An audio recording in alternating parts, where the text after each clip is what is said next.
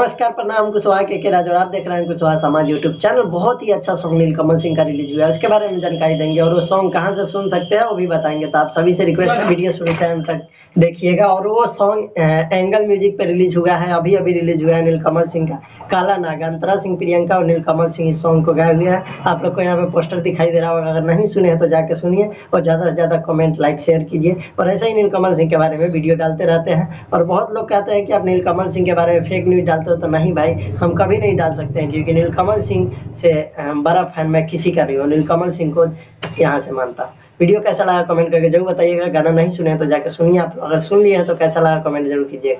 मिलेंगे अगली वीडियो में, तब तक के लिए बाय।